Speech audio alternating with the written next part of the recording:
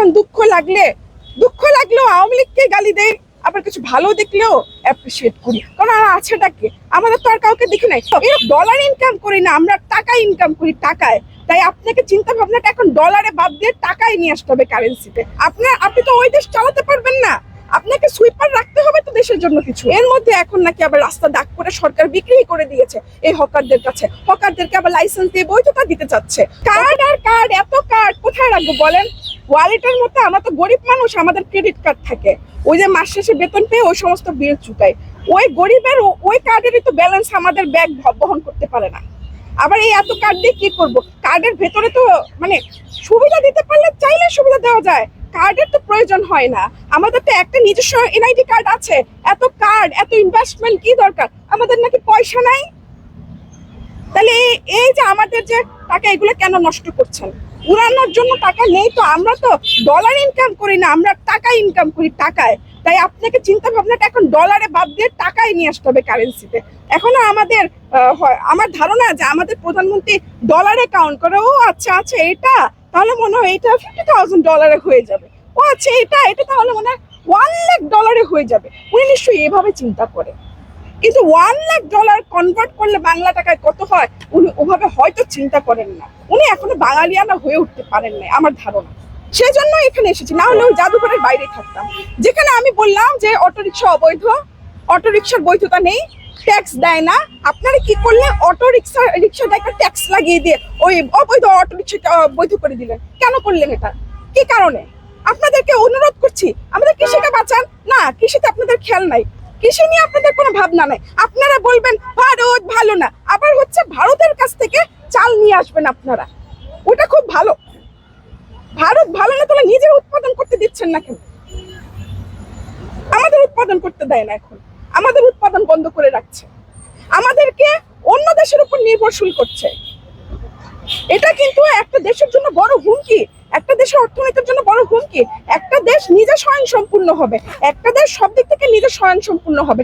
আমাদের স্বয়ংসম্পূর্ণতা আছে, সেটা আমরা নষ্ট করছি। আমাদের লেবার আছে, সেটা আমরা নষ্ট করছি। কেন আমরা লেবার নষ্ট করব? কেন আমরা আমাদের স্বয়ংসম্পূর্ণতা নষ্ট করব?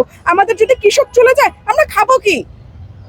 কোথায় দেবেন আপনারা খাবার? একটা হামের টিকাই তো দিতে পারছেন না, কারণ হামের টিকা আমরা প্রডিউস করি না, চাল আমরা প্রডিউস করি। আপনারা আমাদের কালটিভেটেড ল্যান্ডও কমাই দিচ্ছেন। আমরা কালটিভেশন করবো কি? আমরা খাবো কি রে ভাই? আমরা খাবো কি? অটো রিক্সা দিয়ে রাস্তা ভরে রাখছেন, আমাদের খাবারের দাম বাড়াই দিচ্ছেন, খাবার যে উৎপাদন করে তাকেও দিচ্ছেন না। আবার সেই খাবার যে একটা এলাকায় উৎপাদন, তো সেই এলাকার কিছু জনগোষ্ঠীর জন্য থাকে, সেটা সেখানে রাখা যাচ্ছে না, পচে যাচ্ছে। আর আমাদের এখানে এসে দাম হয়ে যাচ্ছে 4 গুণ। একটা লাউ গ্রামে হচ্ছে 10 টাকা, আর আমাদের এখানে 100 টাকা। তো ইনকাম না, সরকারকে এটা বুঝতে হবে। আমি তো হকারকে যে পিটাইতে পারতাম, যদি আমার হকারকে বুঝাইতে হতো, হকারকে পিটাতে পারতাম না আমি নেমে, যে যা তোরা ভাগ এখান থেকে, পাগলের মতো নেমে যেতাম হকার পিটাতে। কিন্তু আমি তো সেটা করিনি, তার কারণ সরকারকে এটা বুঝতে হবে। সরকারকে বুঝতে হবে হোয়াট ইজ লেবার ম্যানেজমেন্ট। আপনি যদি একটা দেশের লেবারকে প্রপারলি ম্যানেজ না করেন, আপনি তো ওই দেশ চালাতে পারবেন না। আপনাকে সুইপার রাখতে হবে তো দেশের জন্য কিছু, যে আমার রাস্তাটা পরিষ্কার করবে। আপনার কিছু পেশার জন্য কিছু এমন লোক রাখতে হবে যে ট্রাফিক সিগন্যালটা মেনটেন করবে। আপনার কিছু এমন পেশার লোক রাখতে হবে যে হচ্ছে বইগুলো দেখবে, বই ম্যানেজমেন্ট করবে। আপনার এমন কিছু পেশা রাখতে হবে যে ধান ম্যানেজ করবে, কেউ মাছ করবে, কেউ প্রাণীজ যে সমস্ত খাবার আছে সেগুলো করবে, কেউ ডিম করবে না। ওইখানে ওনাদেরকে পাবেন না আপনারা।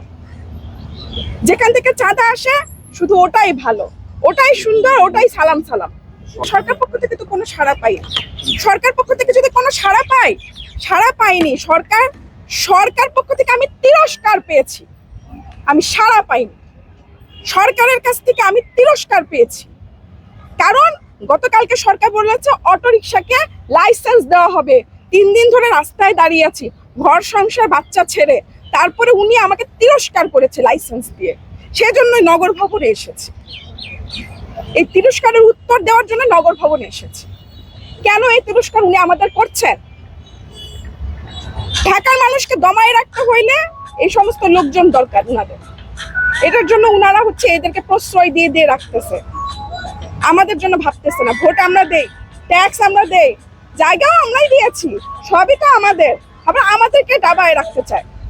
এই কথা, লাইসেন্স বাতিল, এই সমস্ত লাইসেন্স আমরা মানি না। আমাদের রাস্তা খালি করে দেন, আপনাদের বাড়ির ছাদগুলো দিয়ে দেন, আপনাদের বাড়ির গ্যারেজের পার্কিং দিয়ে দেন, আমাদের রাস্তা খালি করে দেন। কারণ আমাদের চলতে কষ্ট হয়, রাস্তায় চলতে পারি না। যখন মনে হয়েছে রাস্তায় চলতে পারি না, এত এত হকার আছে, এত হকার আসলো থেকে হয়েছিল এরা। যখন এগুলো চিন্তা করতে গেলাম তখন নানান রকম চিন্তা ভাবনা আসছে মাথায়, যে আসলে তো এই হকারগুলো আসলো কোথা থেকে, এত অটো রিক্সা কোন জায়গা থেকে আসলো, এত অটো রিক্সা, এত অটো রিক্সা তো আগে ছিল না। তো একটা সাধারণ মনের প্রশ্ন না এটা, হঠাৎ করে এত অটো রিক্সা, হঠাৎ করে এত হকার, যে কোনো ফুটপাত দিয়ে হাঁটা যায় না, এরা আসলো কোত্থেকে? এটা একটা চিন্তার বিষয়। যখন আমি এগুলো চিন্তা করলাম তখন আমার মাথায় হঠাৎ করে আসলো যে আরে বাবা, আমরা তো একটা বড় ক্রাইসিসে পড়ে যাচ্ছি।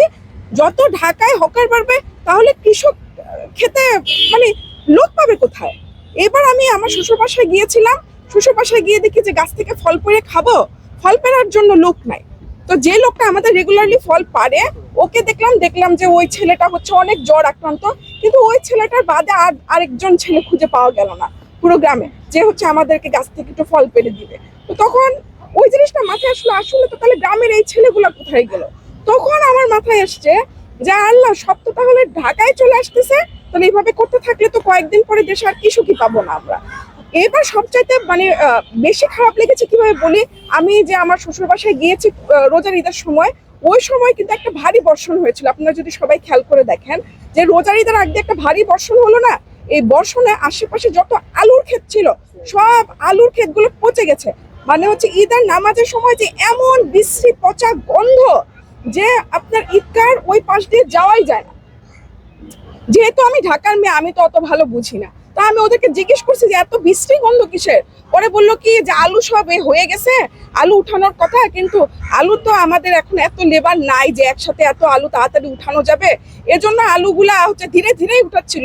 আর বৃষ্টি তো একটু পরেই আসার কথা, বৃষ্টিও আগে এসে পড়লো, লেবারও নাই, তাই সব মিলে একদম রেডি হওয়া আলু মাইলের পর মাইল মানে হচ্ছে ক্ষেত, বিভিন্ন কর্পোরেট কোম্পানিগুলো কিনে নিয়েছে ওই ক্ষেতগুলো, সব আলু পচে গন্ধ, একদম মাঠ পুরো হচ্ছে একদম ফেনা, মনে হচ্ছে সাবানের ফেনা দিয়ে পুরো হচ্ছে আপনার ক্ষেতগুলো ভরে গেছে। তো সেখানে আমার একটা আসছে যে ও আচ্ছা, তার মানে হচ্ছে এই যে একটা প্রবলেম, যখন আমি ঢাকায় এই প্রবলেমটা ফেস করছি আর আমি খেতে ওই প্রবলেমটা দেখে আসছি, তখন দুটো সমন্বয় করে আমার যে প্রবলেমগুলো আমি মনে করেছি আমি সেগুলোই রিসেন্টলি বলেছি, যে সামনে 150 টাকা কেজি চাল খেতে হবে যদি আপনারা এভাবে আদর যত্ন করে করে এই হকার এই রিক্সাওয়ালাদের রেখে দেন। কারণ গ্রামে তো লোক নেই, আমি দেখি যে ক্ষেতের মধ্যে মহিলারা কাজ করছে, অনেক অনেক মহিলা সবাই খেতে কাজ করছে। তারপরে আমি রাইস মিলে গেলাম, সেখানেও গিয়ে দেখলাম যে কোনো পুরুষ কাজ করে না রাইস মিলে, সব মহিলারা কাজ করে, সব মহিলারা কাজ করে।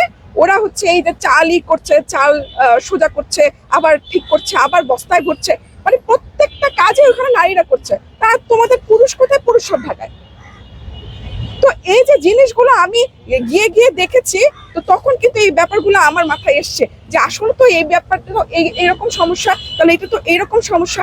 যখন আমি এগুলোকে একসাথে সমন্বয় করেছি তখন আমি দেখেছি যে আমরা তো পুরো দেশটাই একটা এই হকার আর অটো রিক্সার জন্য বিপদে পড়ে যাচ্ছি। তারা মাইগ্রেট হয়ে এখানে এসেছে, আর না হলে আপনি বলেন না, আপনি নিশ্চয়ই ঢাকায় নতুন আসেননি, বেশ কিছুদিন যাবতীয় আপনি এখানে কাজ করছেন, আপনি বলেন না 3 বছর আগে বা 4 বছর আগে ফুটপাতের এত দুর্দশা ছিল? ফুটপাতের একটা পাশ কিন্তু সবসময় এরকম ব্লক থাকতো, কিন্তু ফুটপাত, তারপরে ও ডান পাশ, তারপর বাম পাশ, তারপরে রাস্তা, আর এখন তো সবকিছু বাদ দিয়ে যে কারণে আমি রাস্তায় নেমেছি, যখন দেখেছি যে এমনি তো অশান্তির শেষ নাই, রাস্তায় হাঁটতে পারি না, এর মধ্যে এখন নাকি আবার রাস্তা দাগ করে সরকার বিক্রি করে দিয়েছে এই হকারদের কাছে, হকারদেরকে আবার লাইসেন্স দিয়ে বৈধতা দিতে চাচ্ছে। তখনই আমার মাথাটা খারাপ হয়ে গেছে। আমি ভাবলাম যে এটা সলিউশন কিভাবে করব। তখন মনে হলো ও আচ্ছা, খেলাটা তো আমাদেরকে নিয়ে হয়, তাহলে খেলার দানটা আমাদেরকে পাল্টে দিতে হবে। সেজন্য আমি ঘোষণা দিয়েছিলাম যে আমি মেয়র হব, আর পরদিন আমার মনে হলো যে তাহলে আমি করবোটা কি, তখন মনে হলো যে প্রোটেস্টটাও আমাকেই করতে হবে, তাই প্রোটেস্টের জন্য আমার নিজে একটা ব্যানার নিয়ে আমি নিজে দাঁড়িয়ে গেছি। অনেকে বলছে যে আপনি ভাইরাল হয়ে মেয়র হবেন, সেই আপনার পরিকল্পনা, হকার মুক্ত না। তাহলে যারা এটা বলছে যে তাদেরকে আমার পোস্টটা দেখতে বলবেন, কারণ টাইম ইজ আ ম্যাটার। আমি কবে এই পোস্টটা দিয়েছি আর কয়দিন আগে থেকে ওই রাস্তা সাদা করা হয়েছে সেটা, আর যদি ভাইরালও আমি হই তাহলে তো এটা ভালো কথা। তার কারণ হচ্ছে আমি যদি ভাইরাল হই তাহলে তো আমি কাজ করতে আরো বেশি বেশি দায়বদ্ধ হয়ে যাব, এবং আমাকে কাজ করতেই হবে। তা না হলে যে আজকে যারা আমাকে এটা বলছে তারা কি কালকে আমাকে ছেড়ে দিবে? মেয়র হয়ে কি কি করতে চান আপনি? প্রথম কথা হচ্ছে আমার রাস্তাটাকে আমি একদম ঢেলে সাজাতে চাই। একটা দেশের সৌন্দর্য সেই দেশের রাজধানী, আর আমি রাজধানীর একজন অধিবাসী। আমি জন্মগতভাবে এখানেই থাকি, আমার পরিবার পরিজন এবং আমার পূর্বপুরুষরাও এখানকারই বাসিন্দা। সুতরাং আমার নিজের শহর আসলে এত খারাপ দেখতে আমার ভালো লাগে না। অনেকে বলছিলেন যে আপনি হুমকি পাচ্ছেন মেয়র নির্বাচন করার পর। আমি মেয়র নির্বাচন করার পর বলার ঘোষণা দেওয়ার পর একটাই হুমকি পেয়েছি, সেটা ওই যে গতদিন হচ্ছে তৃতীয় দিনের প্রোটেস্টে একজন এসেছিলেন এনসিপি থেকে, উনি না দুইজন এসেছিলেন এনসিপি থেকে, একজন খুবই ভদ্র, এবং আমি যখন রিক্সা থেকে একা নেমে আসছিলাম তখন সে আগেই আসছে, এসে আমাকে বলেছে আপু আপনার জন্য অপেক্ষা করছি, আপু আপনি একাই এসেছেন? তো আমি বললাম যে আমি তো আসলে আমার তো আর কেউ নাই, আমি একাই আসি, আমি একাই যাই, আমার তো অ্যাকচুয়ালি কেউ নাই। তো তখন বললো যে আপনি একা এসেছেন, ও আচ্ছা আমি তো আপনার জন্য অপেক্ষা করছি, আমার সাথে আরেকজন এসেছে এনসিপি। তো সে কে? পরে বললো যে ওই যে উনি। তো আসলে আমার নামটা মনে নেই, বাট ফেসটা তো আপনারা দেখতে পাবেন, আমার পাশেই দাঁড়িয়েছিল, আমি ওনাকে দূরে না করে আমার পাশেই দাঁড় করিয়ে রেখেছিলাম ওনাকে, ওনার হাতে আমার প্ল্যাকার্ডটাও ছিল। তো উনাকে আমি বললাম যে আচ্ছা ঠিক আছে আপনি আমার পাশেই দাঁড়ান তাহলে। উনি আমাকে বললো কি, মানে উনি আমাকে আপনার সাথে সমর্থন দিতে এসেছি কি এসেছে এগুলো কিছু বলে নাই। উনি আমাকে বললো যে আপনাকে যদি কেউ গুলি করে মেরে ফেলে এটার জন্য আপনাকে আমরা প্রোটেকশন দিতে এসেছি। তখন আমার এই বিষয়টা মানে আমি ভাবলাম যে কি বলে আমাকে, আমি কখন কাকে বলেছি যে আমাকে কে গুলি করে ফেলছে আর আমার প্রোটেকশন লাগবে, কিন্তু আমি কাউকে বলি নাই। কিন্তু যেহেতু আমার একটু টিউবলাইটের মতো অবস্থা, একটু সময় লাগে বুঝতে, তখনই আমি সাথে সাথে বুঝিনি, কিন্তু পরে আমি বুঝতে পারছি এটা তো অ্যাকচুয়ালি একটা থ্রেট, যে আপনি এভাবে প্রোটেস্ট করছেন এটা একটা থ্রেট। তো পরে আবার সেই দিনই সন্ধ্যা থেকে, মানে ধরেন আমি তো প্রোটেস্ট হচ্ছে অবস্থান নিয়েছি হচ্ছে 6টা 6:30 এরকম সময় পর্যন্ত। তারপর আমি যখন বাসায় যাই তারপর থেকে দেখি আমি সাইবার বুলিং এর শিকার হচ্ছি। যখন আমি সাইবার বুলিং এর শিকার হচ্ছি তখন আমি একদম কনফার্ম হয়ে যাই। তো যখন আমি সাইবার বুলিং এর শিকার হই তারপরে আমার আবার যে কোনো জিনিস নিয়ে একটু লেখাপড়া করার একটু বেশি স্বভাব আছে। অনেকদিন হচ্ছে সংবাদ মাধ্যমে কাজ করেছি, তো লেখাপড়া না করে শিওর না হয়ে কোনো কিছু মুখ দিয়ে বের হতে চায় না। তা আমি কি করলাম, আমি হচ্ছে আইডিগুলোতে ঢোকা শুরু করলাম। ম্যাক্সিমাম আইডি হচ্ছে বট আইডি, আর বেশ কিছু আইডি আছে যেগুলো অ্যাকচুয়ালি মানুষ চালায়। তো ওদের যে প্রোফাইল, আমার যেটা ধারণা ছিল, আমি কিন্তু এখানে যেটা প্রোটেস্ট করছি সেটা কিন্তু এই রাস্তা কে দিয়েছে? সরকার দিয়েছে না? অটোরিকশাওয়ালাদের সরকার দিয়েছে কিন্তু হকারদেরকে। তার মানে আমার প্রোটেস্টটা কিন্তু ঘুরে ফিরে সরকারের পিছনেই যাচ্ছে, সরকার বিরোধী হয়ে যাচ্ছে না?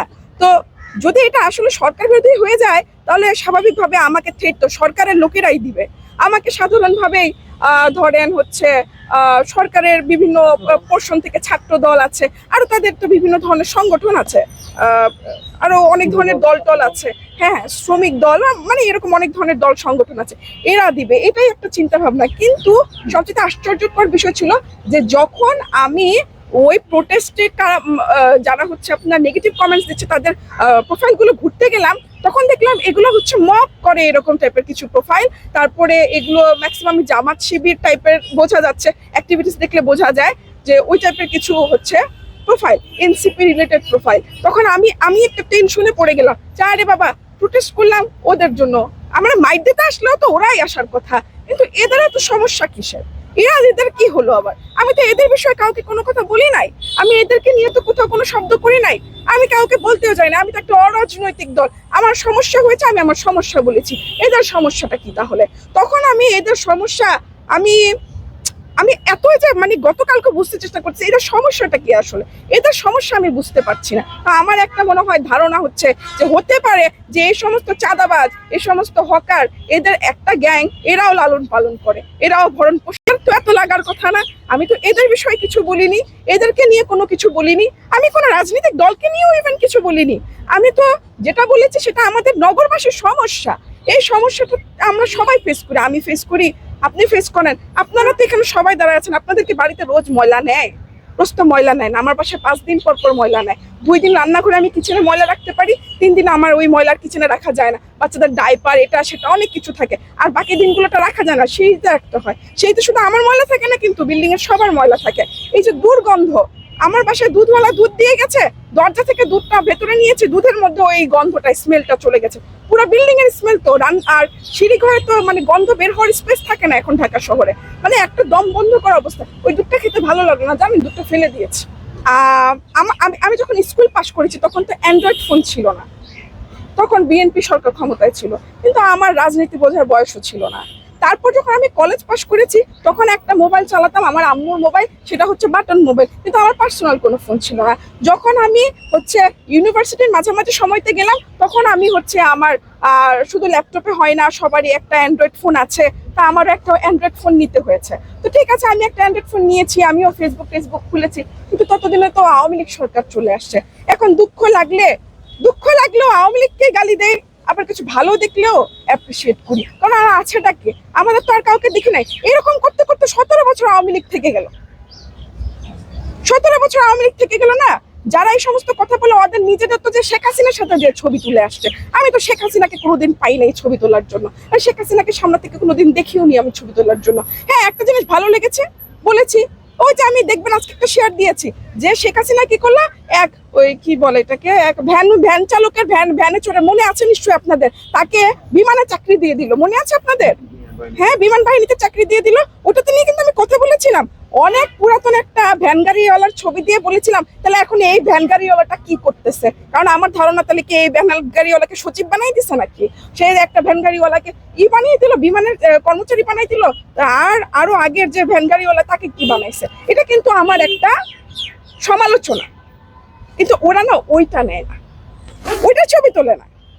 ওরা ছবি তুলে কি ওই যে 2-1টা প্রশংসা করেছিলাম, কোনো একটা কালে একটা কিছু ভালো লেগেছিল, 17 বছর ধরে দেখতেছি। আমার একটা বিড়াল ধরেন আপনার 3 বছর আপনার বাড়ির পিছনে ম্যাও ম্যাও ম্যাও ম্যাও করে, ওই বিড়ালকে তো আপনি একদিন বলবে আয় এদিকে আয়। ওই 17 বছর তো ওটাকেই দেখতেছি, আর তো কিছু ছিল না। আর তোমরা নিজেরাই তো ওটার ভিতরেই ছিলা, ওখান থেকে প্রোডাকশন হয়ে বাইরে বের হইছো। আমাদেরকে কেন ট্যাগ দাও? নিজেদের যে গন্ধ শরীরে, ওটা না দেখে মানুষের শরীরে নাক খুঁজে গন্ধ খোঁজা শুরু করেছে তারা। আমার কনসেপ্ট ক্লিয়ার, যখন যেটা ভালো দেখেছি ভালো বলেছি, যখন যেটা খারাপ দেখেছি খারাপ বলেছি।